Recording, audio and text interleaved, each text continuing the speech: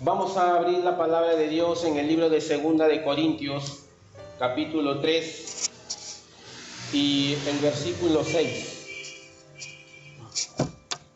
Segundo libro de Corintios, capítulo 3 y versículo 6.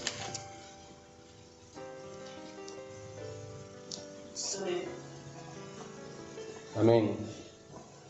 Dice así su palabra: el cual asimismo nos hizo ministros competentes de un nuevo pacto, no de la letra, sino del Espíritu, porque la letra mata, mas el Espíritu vivifica. Amén. Muchas veces hemos escuchado esta frase, ¿no? La letra mata, pero el Espíritu vivifica. Pero sin embargo es una mala interpretación a esta frase de la palabra de Dios, que causa mucho daño a la iglesia y en estos tiempos lo sigue haciendo. A ver, hermanos, en ocasiones sigue estando presente en la iglesia de hoy de una manera muy sutil. En la balanza de nuestras acciones se le da mayor énfasis a la búsqueda del Señor a través de la oración y de todo aquello que nosotros lo consideramos de una manera espiritual. Y pareciera que el ocuparnos de nuestra educación cristiana es algo que lo estamos dejando un poco de lado. Nos enfocamos en orar, que es importante. La Biblia dice que Jesús en gran parte de su ministerio oraba al Padre, porque de esa manera estaba en comunión con Él. Pero sin embargo, en estos tiempos, como que estamos dejando un poco de lado lo que es el conocimiento, la instrucción y la importancia de la educación cristiana. Nos hacemos la pregunta: ¿por qué la Biblia dice que la letra mata y el Espíritu vivifica? ¿Se han hecho esa pregunta? ¿Qué significa este versículo bíblico que en el libro de 2 de Corintios, capítulo 3, versículo 6 dice? Cuando la Biblia dice que la letra mata, no se está refiriendo en sí mismo a la palabra de Dios. La palabra de Dios nunca va a decir algo que te va a dañar, que te va a perjudicar, que te va a matar espiritualmente, ¿no? Amén, todo lo contrario.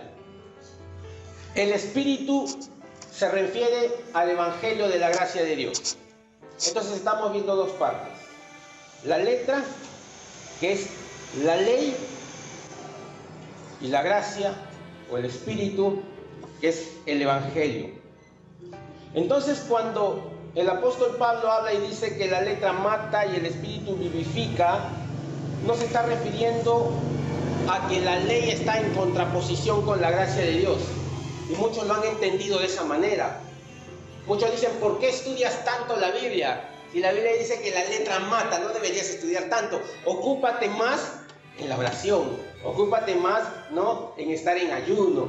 Entonces hay una discusión acerca de ese tema, del por qué se dice la letra mata y el Espíritu vivifica. Nunca la palabra de Dios se va a contraponer en sí misma. Nunca la Biblia se va a contradecir. ¿Qué es lo que se refiere aquí el apóstol Pablo? Él se refiere a la ley del Antiguo Testamento. Exactamente. Cuando dice la letra mata, se refiere a la ley del Antiguo Testamento. ¿Cuál era la ley? ¿Qué cosa significaba? Que el cumplir los 10 mandamientos así, a letra. Y el que incumplía estaba condenado, ¿no es así?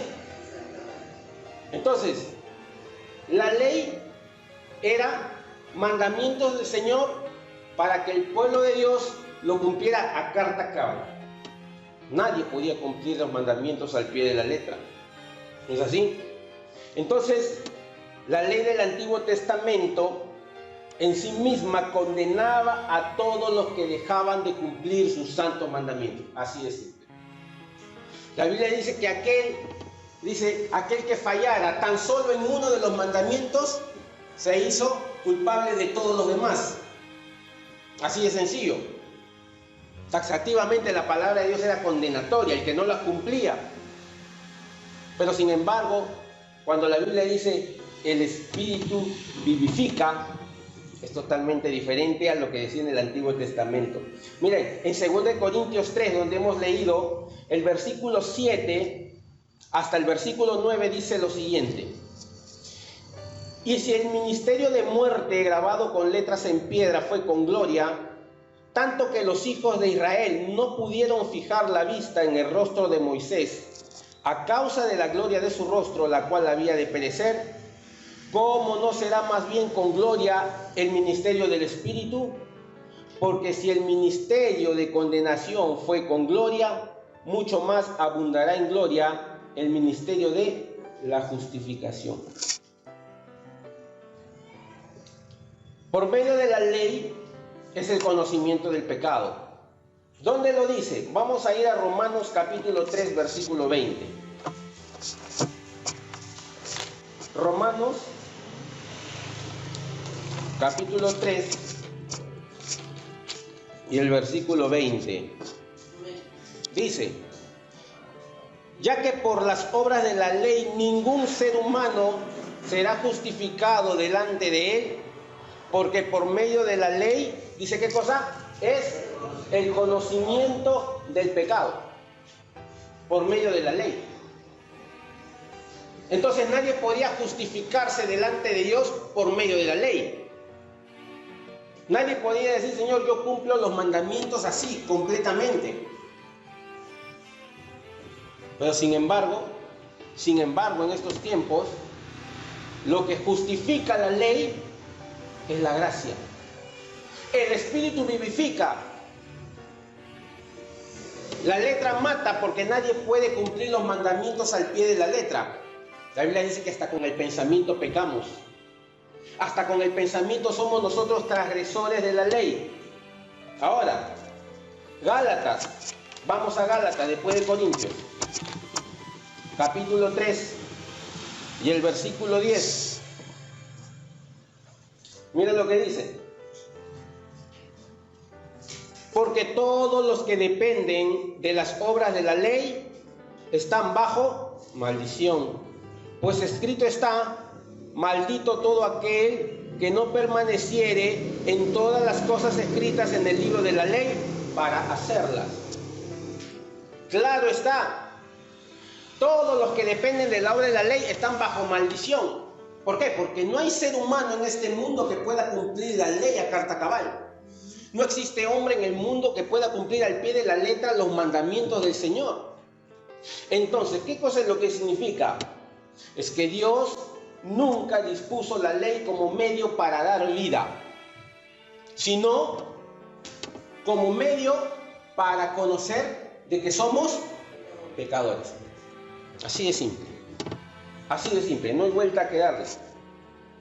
Entonces, el nuevo pacto o el Nuevo Testamento, que es llamado como el Espíritu que da vida, es o representa el cumplimiento espiritual del antiguo pacto. ¿Quién puede cumplir el antiguo pacto? Nadie. Pero ¿quién puede cumplirlo de manera espiritual? El nuevo pacto. ¿Por medio de qué? Por medio de la gracia. Por medio de la gracia de Dios. Entonces, lo que la ley exigía, pero jamás podía producir, que es vida, lo lleva ahora a cabo el Evangelio de Dios. El Evangelio de buenas nuevas. El Evangelio de salvación. Por gracia sois salvos, ¿no es así?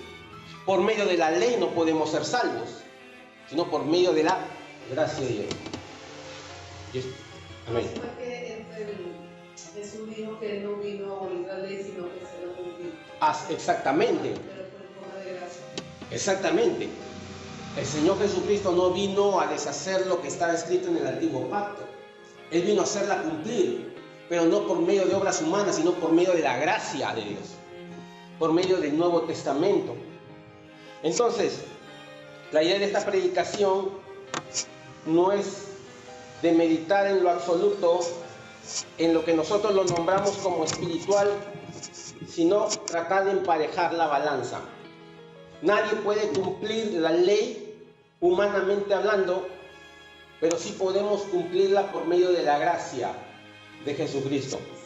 Entonces, hermanos, ¿a qué me lleva toda esta introducción?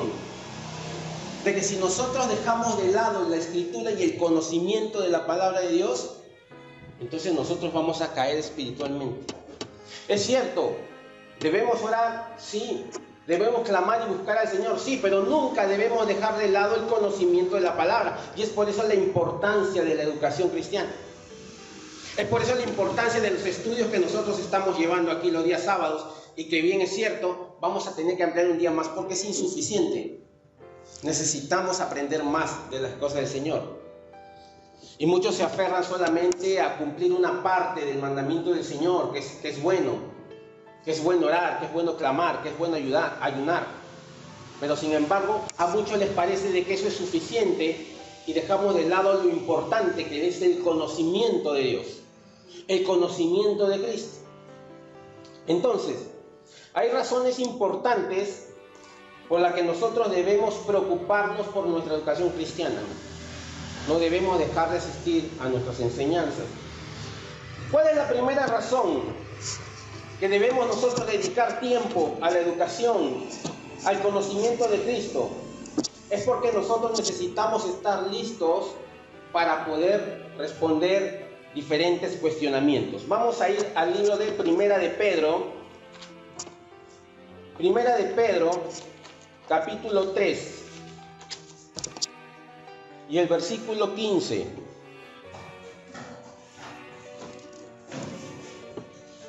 Encontramos Primera de Pedro 3, verso 15. Dice así su palabra: sino santificad a Dios el Señor en vuestros corazones y estad siempre preparados para presentar defensa con mansedumbre y reverencia ante todo el que os demande razón de la esperanza que hay en vosotros. ¿Entendimos este versículo? Vamos a volverlo a leer. Dice, versículo 15: si no santificad a Dios el Señor en vuestros corazones, y esta parte, leámoslo bien, y estad siempre preparados para presentar defensa con mansedumbre y reverencia ante todo el que os demande razón de la esperanza que hay en vosotros. ¿Cuál es tu esperanza? Nuestra esperanza es Cristo, ¿no es así? Él es nuestra esperanza. Ahora, este versículo dice, para estar siempre preparados y presentar defensa, dice. Presentar defensa para todo aquel que os demande razón. Hay gente que te va a preguntar, ¿y tú por qué sigues a Cristo? ¿Tú por qué sigues a Jesús? ¿Por qué crees en Él? La Biblia dice de que nosotros tenemos que estar preparados. Y si nosotros no tenemos una instrucción bíblica, una enseñanza, una educación cristiana, ¿de qué manera nosotros podemos preparar defensa? Un abogado, para defender al acusado, necesita empaparse del tema, ¿no es así? Y necesita preparar su defensa para alegarlo ante un juez. Él no puede ir así de una manera, ¿no es así?, sin conocer el caso. Él tiene que prepararse. El cristiano tiene que estar preparado porque el mundo nos va a preguntar muchas veces, ¿y tú por qué sigues a Jesús? ¿Qué cosa es lo que te hizo cambiar de opinión? ¿Quién es aquel Jesús del que tanto habla la Biblia? Entonces nosotros tenemos que estar listos y preparados para saber qué cosa es lo que vamos a decir.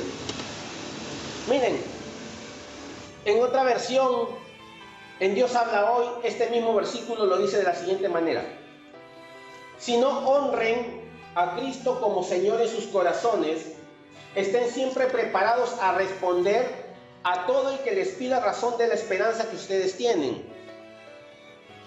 Tenemos que estar listos, hermanos, y entendidos de quién es a quien nosotros servimos.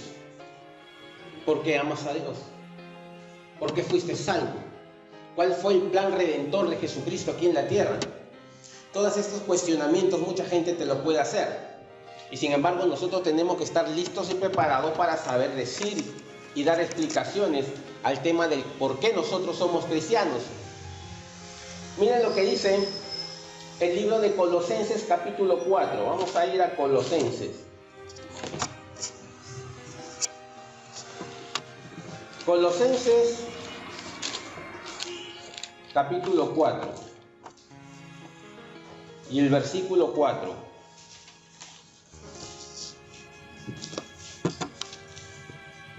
Colosenses. Capítulo 4. Vamos a leer el versículo 3 y el versículo 4.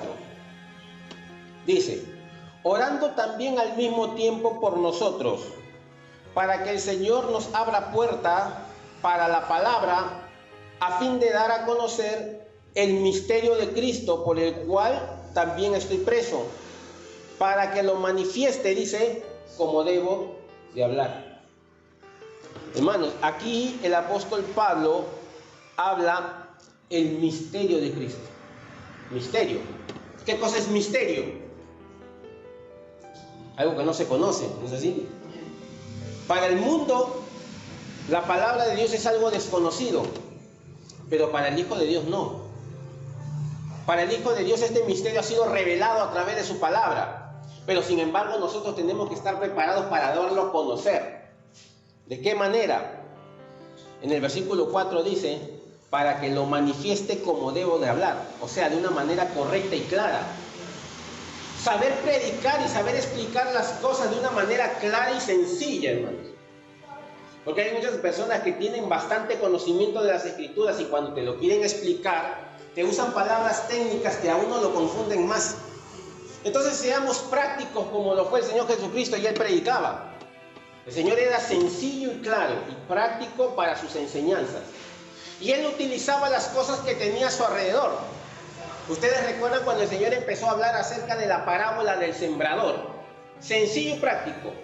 Y posiblemente si nosotros hacemos un poco analizando la situación en la que Jesús estaba, puede que él estuvo en un granero y el Señor empezó a utilizar el grano que estaba ahí y empezó a enseñarle a todos y le dijo: esta de acá, la semilla, es la palabra de Dios, y esta semilla cayó en espinos y esta semilla cayó en las piedras, y el Señor empezaba a graficar todo lo que Él hablaba de una manera sencilla para que todos entendieran.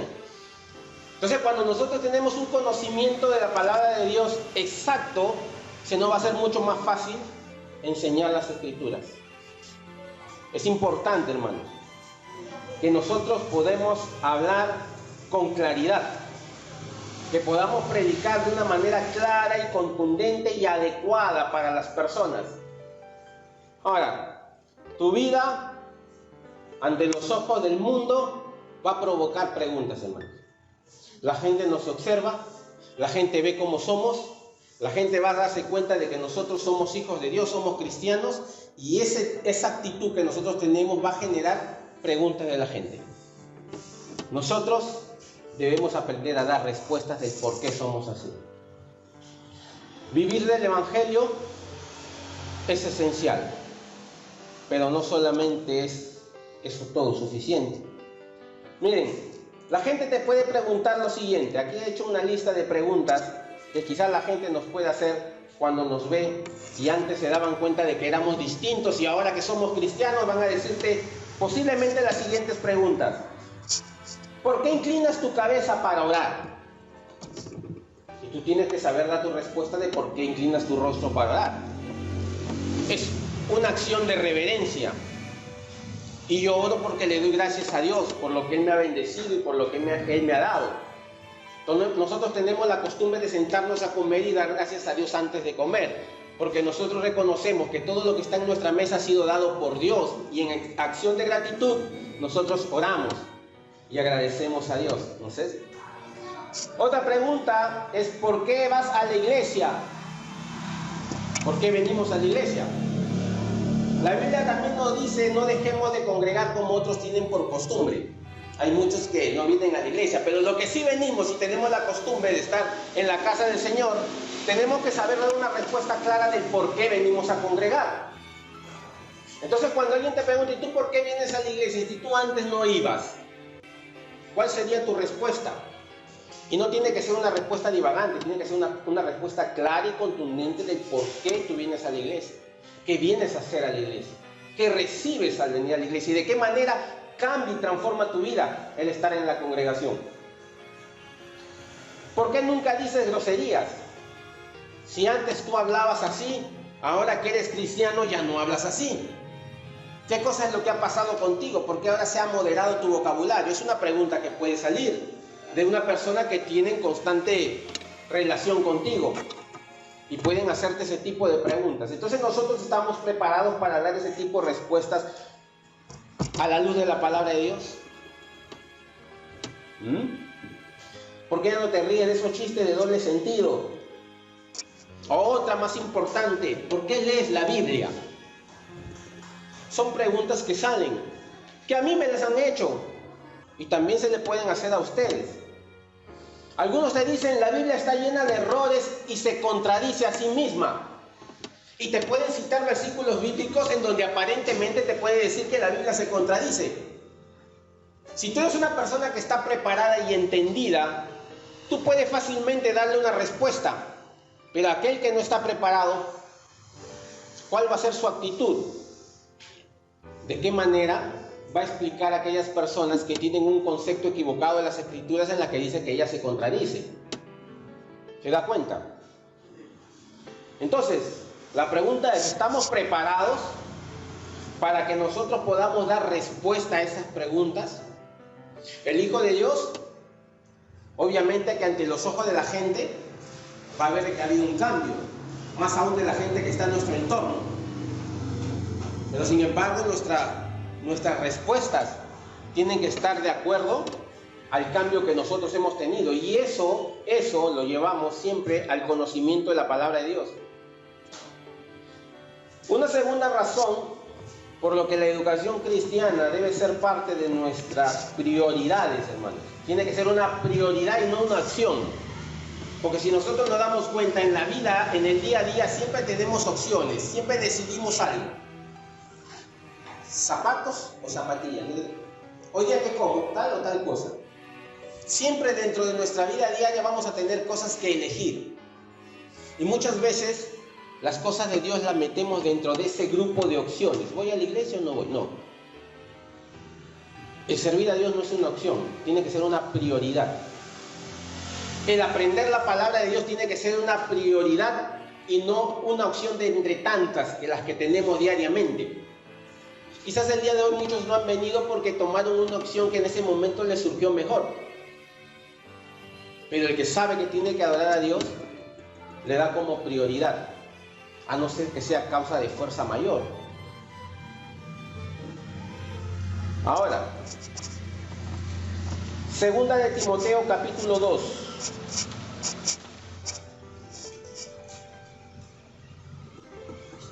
Segunda de Timoteo capítulo 2, versículo 15.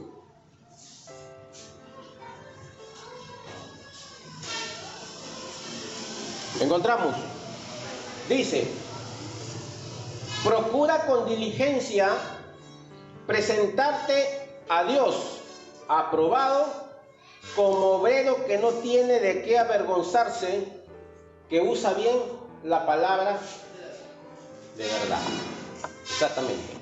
Entonces, la segunda razón por la que la educación cristiana tiene que ser nuestra prioridad es porque nosotros debemos aprender a enseñar correctamente. ¿Qué le dijo el apóstol Pablo a Timoteo? ¿Recuerdan el pasaje del apóstol Pablo que le dijo a Timoteo? Que haciendo esto te salvarás a ti mismo y a los que te oyen.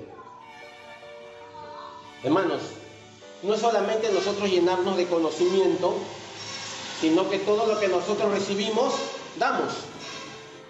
Lo que tú aprendes, enséñalo, pero enséñalo de una manera correcta. No podemos enseñar mal, porque nos condenamos a nosotros mismos y llevamos al error a aquel que nos escucha.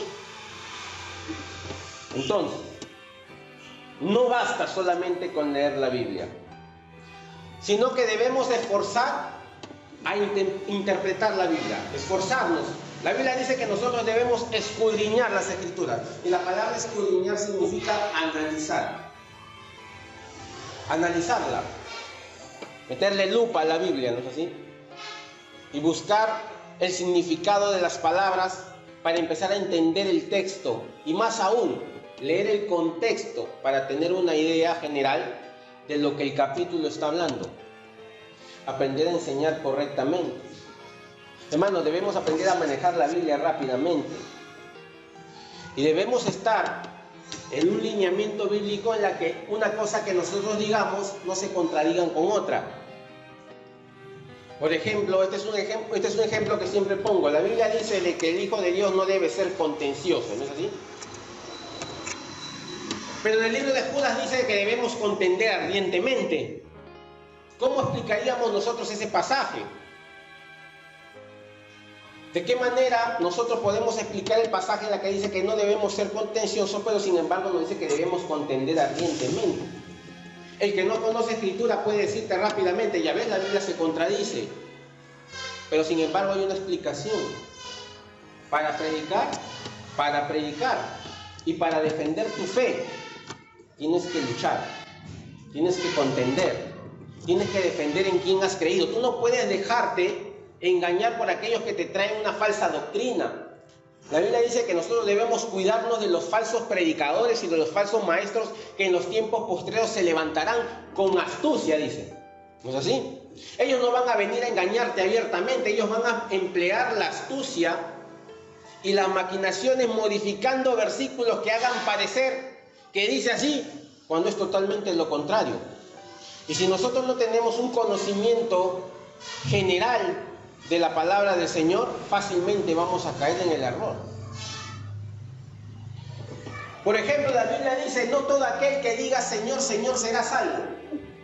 Pero sin embargo hay otro versículo que dice que si confesares con tu boca que el Señor es el Salvador, serás salvo.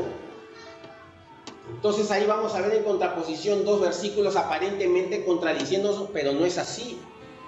La Biblia nunca puede contradecirse y nosotros tenemos que estar listos para saber explicar correctamente lo que cada versículo bíblico dice y a qué se refiere, ¿no? Y eso lo podemos nosotros adquirir cuando tenemos un conocimiento, cuando nosotros venimos y llevamos nuestra educación cristiana, el conocimiento de las Escrituras, el estudio de la palabra de Dios en profundidad. Lo que no se puede hacer en una prédica, hermano, se hace en un estudio. Y se profundiza un tema, y ese tema se le mete lupa y se toca versículos bíblicos y se analiza. Esa es la ventaja de un estudio bíblico. Que no se puede en una hora, hora y media, pues se va a requerir más tiempo y se tiene que hacer. Pero es para nuestro bien. Cuando tú evangelizas vas a tener que tocar versículos bíblicos y vas a tener que hablar del amor de Dios, del por qué Jesucristo vino a la tierra, cuál fue su plan redentor. Él prometió regresar. Y mientras tanto, ¿qué debemos hacer nosotros? Todo está en las Escrituras. Solamente nos falta a nosotros tener ese conocimiento. En el libro de Oseas dice, mi pueblo perece porque le faltó ayuno y oración. ¿Dice así? Porque le falta conocimiento. No dejo de lado de que el ayuno y la oración sea parte importante del cristianismo, sí, del Hijo de Dios. Porque para hablar con nuestro Padre lo tenemos que hacer en oración. Pero sin embargo el conocimiento y el saber quién es Dios, quién es Jesús, cuál es la obra del Espíritu Santo es importante para el Hijo de Dios. Es base fundamental. Por eso que las Escrituras dicen, lámpara a mis pies es tu palabra y lumbrera mi camino. Tu palabra tiene que ser la luz que alumbre mi vida, que me indique qué cosa es lo que debo hacer, las decisiones que debo tomar, pensar cómo pensó Cristo y cómo pensaba Cristo. Hay muchas cosas por las cuales nosotros debemos saber y conocer. Entonces debemos nosotros darnos cuenta, cada pasaje tiene su significado del por qué lo habló el Señor Jesucristo, por qué lo dijo así. Seguimos avanzando y vemos la tercera última razón por la cual nosotros debemos estar siempre preparados en el conocimiento de las Escrituras. Vamos a ir a Romanos 12.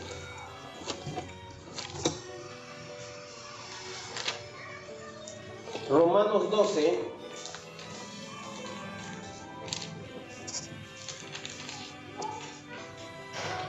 al versículo 1 y versículo 2.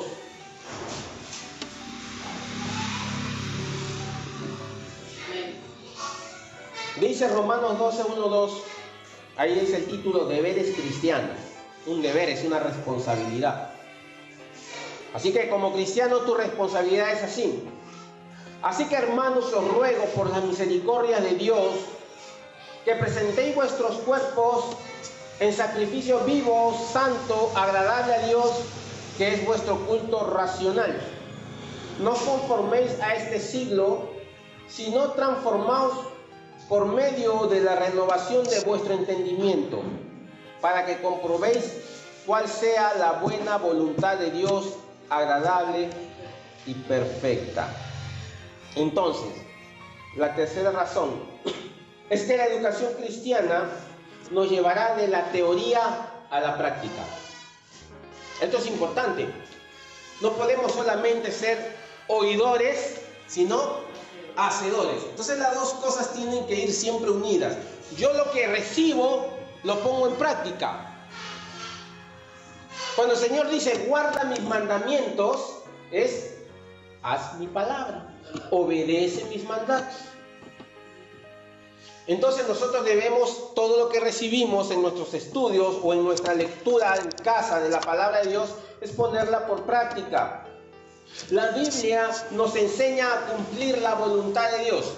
El Señor Jesús, antes de ascender al cielo, estuvo con los apóstoles y 500 testigos más. Y al momento que él iba a ascender dejó un mandamiento. ¿No es así? ¿Qué dice Mateo 28? Id y predicad el Evangelio a todas las naciones. Pero ¿qué más dice? Vamos a ir un momento más, vamos a ir a Mateo, ¿ya?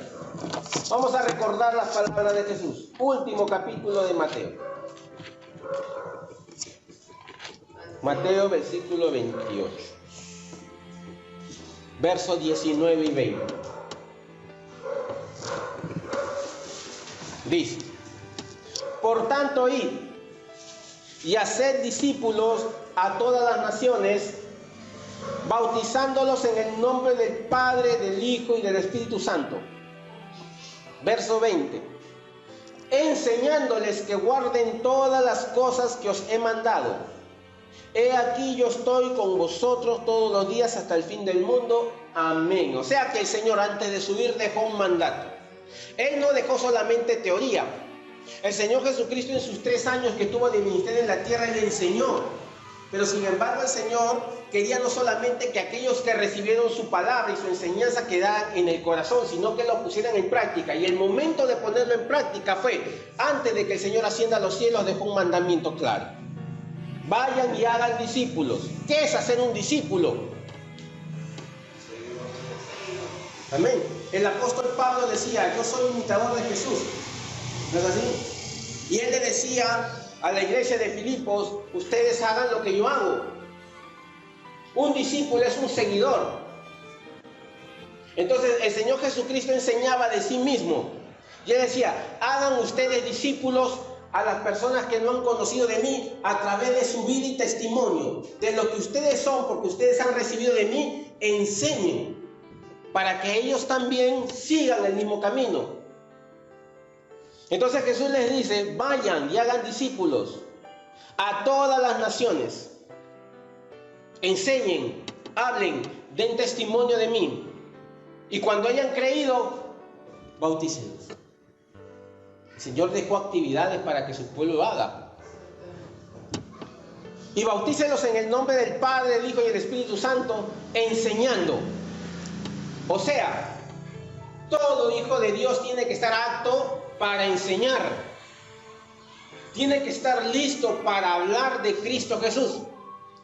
Y tiene que tener un conocimiento de las Escrituras hasta el punto de que cuando alguien cuestione, tú estés apto para defender el Evangelio. Yo recuerdo una vez que tocaron la puerta de mi casa y vino un testigo de Jehová a hablarme de su Dios. Y cuando él empezaba a hablar, yo le contradecía y yo le sacaba las Escrituras para hablar y yo no le dejaba que él me dijera lo que ellos creían. Trataba de ellos cambiar mi manera de pensar de las Escrituras. Y como yo no le di pie, él dijo, ¿puedo venir mañana a visitarte? Venga mañana y visíteme. Y él llegó y vino con otra persona más. Y eran 2 contra 1. Y ellos querían imponerte su idea. Pero sin embargo, como yo conocía las Escrituras, yo siempre contradecía lo que ellos decían. Y ellos te hablaban de la fuerza activa del Espíritu. Yo les decía, no, el Espíritu no es una fuerza, el Espíritu es una persona. Porque la Biblia dice que Él los enseñará. Está hablando en un término de persona y no de una fuerza activa. Entonces, como yo no le daba lugar, ellos venían a pedir refuerzo. Porque solo no podían. Y nunca van a poder con el Hijo de Dios. Porque aquel Hijo de Dios que está preparado en las Escrituras, no hay nadie que te venga a cambiar el pensamiento de las Escrituras. Lo que tú tienes guardado, eso atesóralo en tu corazón.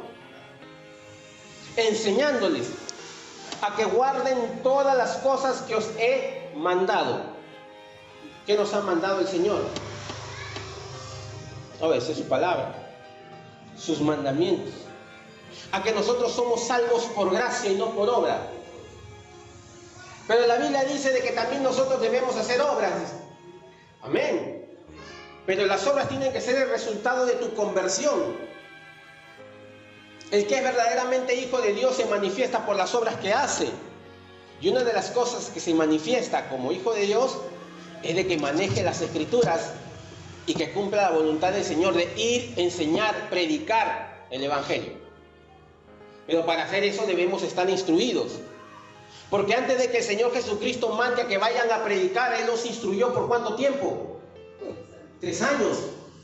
Y Él estuvo con los 12 enseñándoles y estando con ellos mañana, tarde y noche. Los discípulos con el Señor Jesucristo no se despegaban de Él porque querían aprender lo máximo del Señor y el Señor los instruía y les enseñaba. Llegó el momento en que Él les dijo que tenía que partir, pero le dio esperanza y les dijo: yo estaré con ustedes todos los días, así que ustedes vayan y prediquen, vayan y enseñen, hablen de mí. Hermanos, el Espíritu Santo mora en cada uno de nosotros. La Biblia dice de que el Espíritu nos hará recordar todas las cosas que os ha enseñado en las Escrituras. Pero hermanos, nosotros tenemos que aprender. Una vez una persona dijo: yo no necesito ir a la iglesia porque como el Espíritu Santo vive en mí, Él va a hablar por mí, dice. Perdón, hermana, pero tú tienes que estudiar. Tú tienes que venir a la iglesia para adorar a Dios porque es un mandamiento. Yo no lo podría considerar hermana esa persona. Simplemente es una persona que conoce las Escrituras y mal todavía. Pero sin embargo el Hijo de Dios congrega. El Hijo de Dios alaba, adora, conoce y se llena de palabra. Y tiene que prepararse a tal punto de que pueda salir confiado de que todas aquellas incógnitas y preguntas que la gente pueda tener a causa del Evangelio puede ser respondida claramente por cada uno de nosotros, que usa bien la palabra de verdad.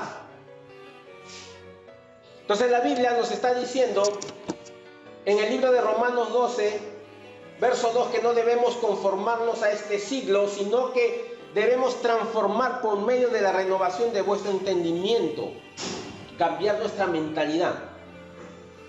No conformarnos al mundo ni amoldarnos al mundo. Este mismo versículo lo voy a leer en otra versión.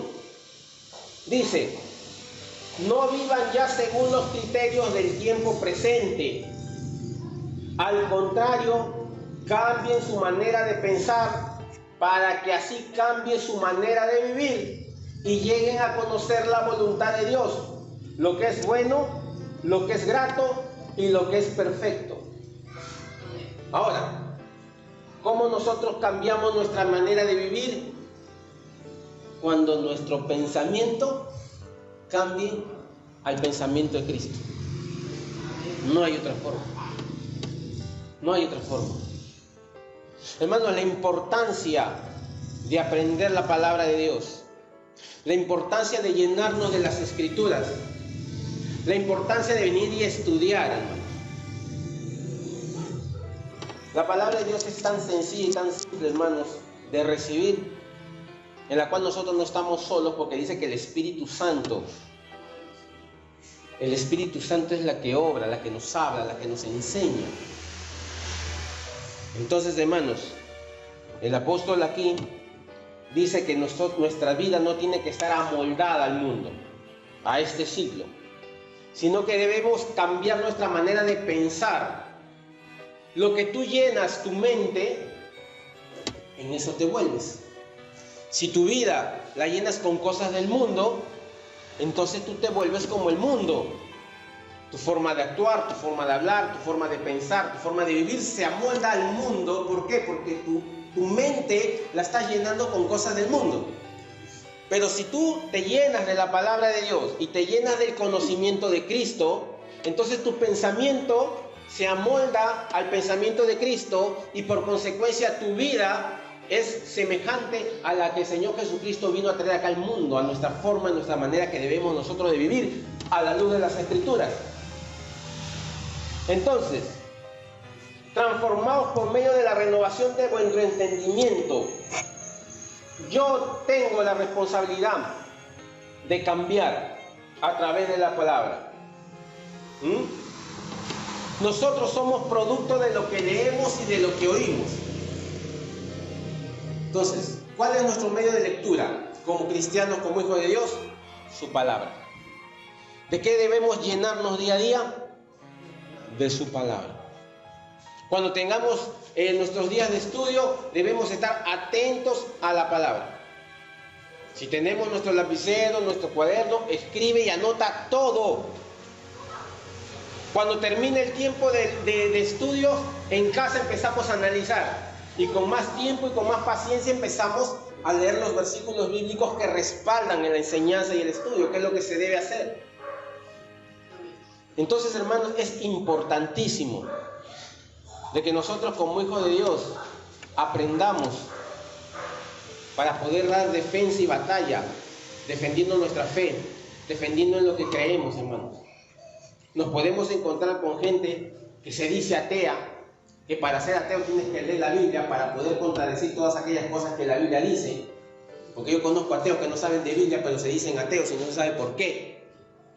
Pero hay gente que también es filósofa, hay gente que también es así, que están en ese tipo de estudio de teorías, que el hombre se creó por una explosión y que no puede ser posible que exista Dios que haga todas las cosas, y ellos prefieren dar fe en una simple explosión y que todo se conjugó para que terminemos en lo que estamos acá en el día de hoy.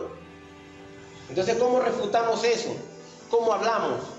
¿De qué manera utilizamos nuestra Biblia para poder hablar y enseñar de una manera correcta? El otro día les toqué el ejemplo de Felipe y el eunuco. ¿No es así? Que el eunuco estaba leyendo las Escrituras, estaba leyendo el libro de Isaías, en específico, Isaías 53, y hablaba acerca de los padecimientos de Cristo. Y en ese momento llega Felipe y le pregunta: ¿qué estás leyendo? Ah, estoy leyendo esto. ¿Y tú entiendes lo que dice? No, porque no hubo quien me explique. ¿Qué hubiera pasado si Felipe tampoco sabía? Los dos se quedaban en el aire.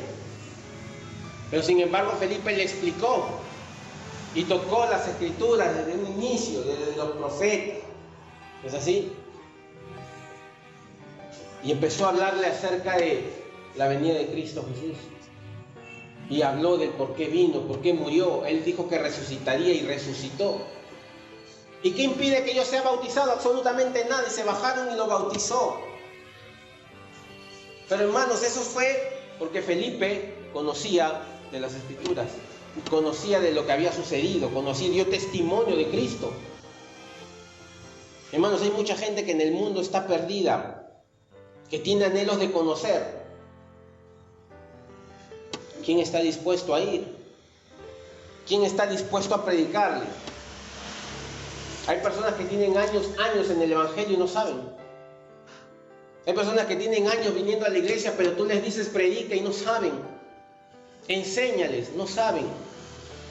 Entonces, ¿de qué le valió tanto tiempo en la iglesia? La iglesia no es como un club social en la cual uno viene a sentarse y a reunirse y después se va y todo lo que oyó se olvidó. No, las Escrituras dicen que no seamos oidores olvidadizos, dicen, ¿no?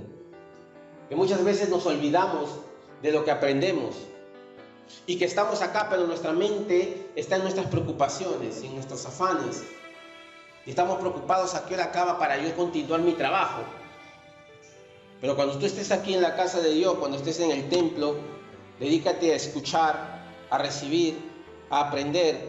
Y si tienes algún tipo de duda, pues pregunta. Porque no te hace menos preguntar. Es mejor salir de la duda que quedarte con ella, simplemente por no parecer una persona ignorante, entre comillas, porque todos ignoramos algo.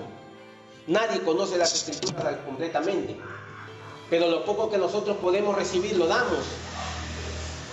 Lo que nos enseñan, pues nosotros lo recibimos y lo aplicamos y lo practicamos y lo enseñamos. Por más que nosotros estemos orando, debemos nosotros también ocupar nuestro tiempo en aprender las Escrituras. Una persona no cambia si no conoce las Escrituras. Las Escrituras es la que te transforma tu manera de pensar. Las Escrituras es la que transforma tu perspectiva de vida. Las Escrituras es la que te va a dar luz para tomar decisiones sabias y correctas.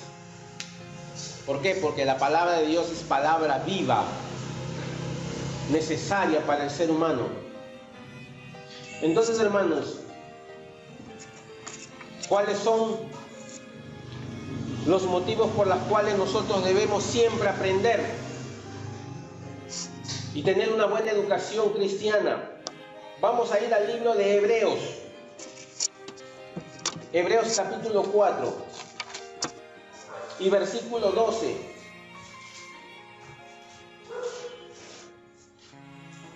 Hebreos 4:12.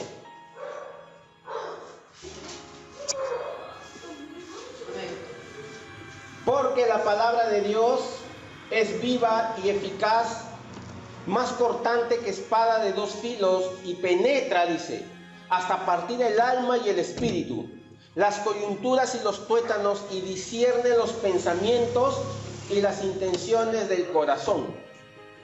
Hermano, la palabra de Dios es una espada de doble filo. Te ministra a ti, pero también hay que pedir.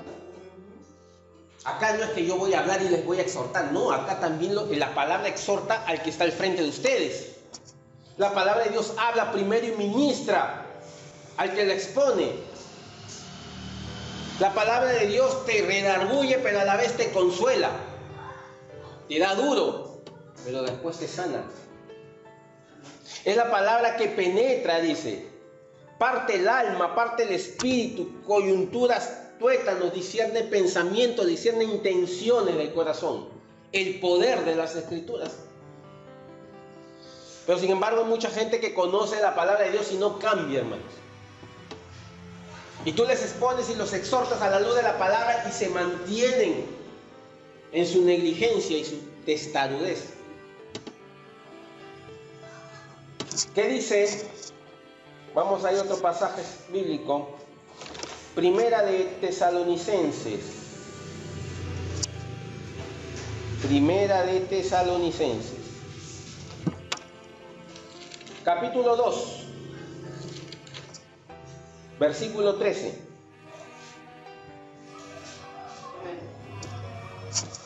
Dice: por lo cual también nosotros sin cesar damos gracias a Dios, de que cuando recibiste la palabra de Dios que oíste de nosotros, la recibiste no como palabra de hombre, sino según es en verdad la palabra de Dios, la cual actúa en vosotros los creyentes.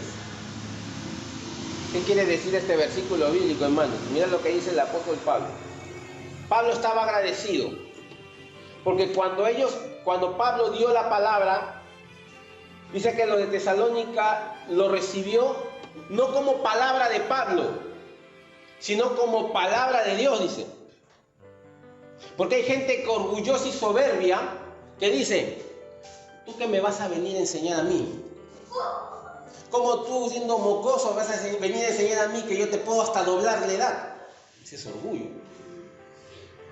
Pero sin embargo el apóstol Pablo agradecía, porque él decía: ustedes recibieron la palabra que yo les estoy dando no como palabra mía, sino como palabra de Dios. Importante, como palabra de Dios. ¿Qué más dice? La cual actúa en vosotros los creyentes.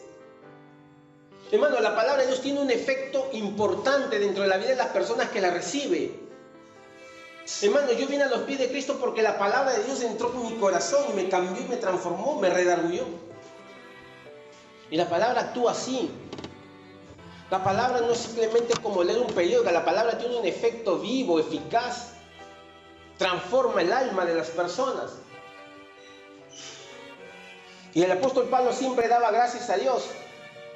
Él llevaba el mensaje como emisario del Señor.